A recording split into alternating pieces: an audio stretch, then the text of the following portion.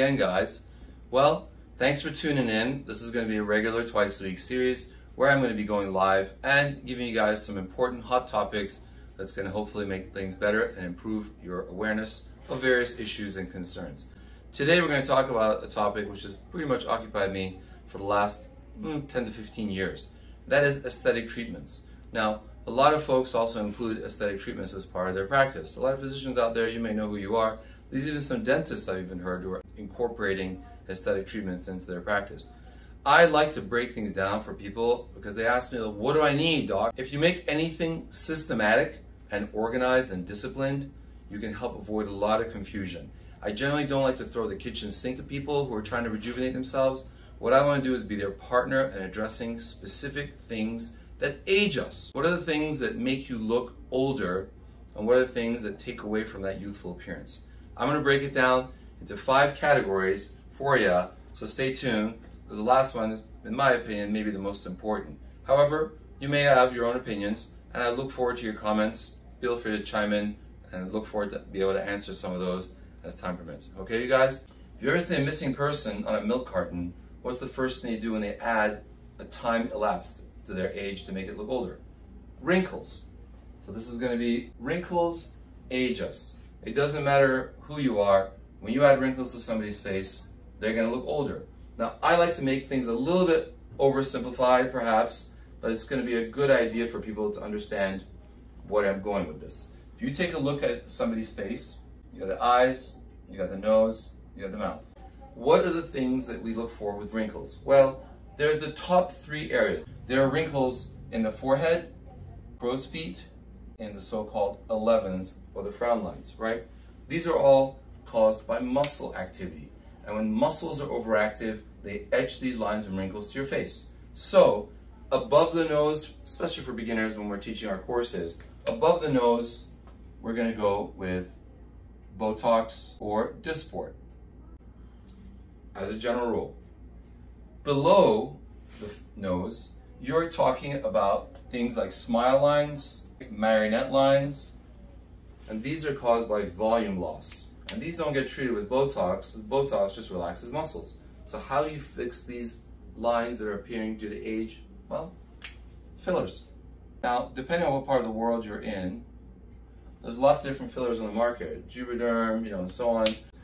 Without getting into specifics, generally below the nose, you're going to want to replace that volume, and that's what's going to rejuvenate you, right? Question. I was told Botox helps with migraines. Is that true? Well, that's a separate issue, but it actually can. We see a lot of our colleagues out there who have asked me on how to administer Botox for migraines. Now, let's talk about category number 2 that ages us.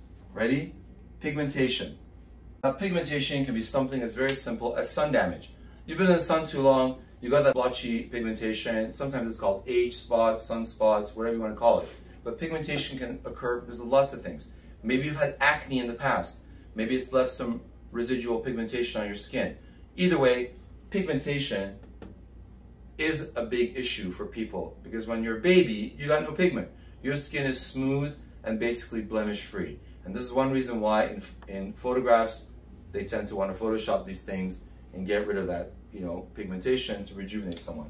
This can be treated with a wide variety of things, such as topicals, peels to get rid of the overlying skin and exfoliate it, okay, and laser treatments. Now, you have to make sure that the person treating you with lasers knows what they're doing. Not all lasers are safe for all skin types. And this is especially important because we've seen a lot of complications from people who went to get their pigmentation treated and suffered burns and scars. You got to make sure you know what you're doing. It's like driving an 18-wheeler. If you just got your learner's permit, you're going to not be safe on the road. All right? Category number 3, sagging skin. Now this makes sense. As you get older, you lose collagen, you lose elastin, skin starts to sag. So what do? Well, sometimes in the upper face, we lose that support structure, the scaffolding. So believe it or not, sagging skin can actually be supported with fillers, if done appropriately, or a combination of radiofrequency or lasers. you can actually treat several things simultaneously with lasers. Some lasers can treat pigmentation and sagging skin in one go. Generally speaking, they're not going to do a crazy good job with one and the other one. They're usually going to be better at treating one or the other one, but oftentimes there's a lot of overlap. So some lasers are great for sagging skin, and they might do a little bit for pigmentation and vice versa. Makes sense, right? Sagging skin is a big problem as you get older. And sometimes the treatment is just to put some filler, lift up those cheeks, for example, or lift up those temples, for example, and lift up the skin that's sagging because it's lost that scaffolding, it's lost that support, okay? Next one is going to be skin texture. I am talking about things like irregularities, like scars, things that you've had in the past. Maybe you've had acne, maybe you've had chickenpox, and that uneven distribution on the skin ages you. It makes your skin look older and more weathered. Ultimately, you got to make sure you're treating the right thing with the right treatment. With texture, it's a little bit more tricky, but sometimes it's a very simple thing of using topicals, such as Retin-A.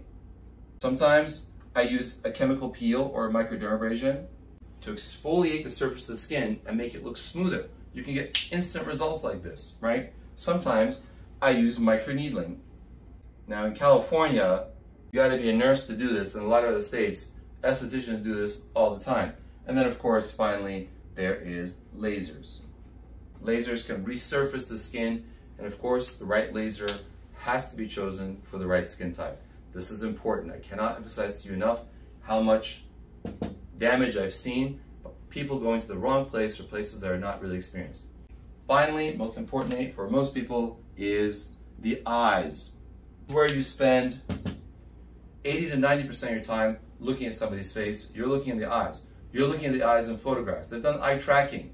Eyes are a whole separate category, which I'm going to be talking about in another video, because there's so many things you can do for dark eye circles, baggy eyes, hollow eyes, drooping lids.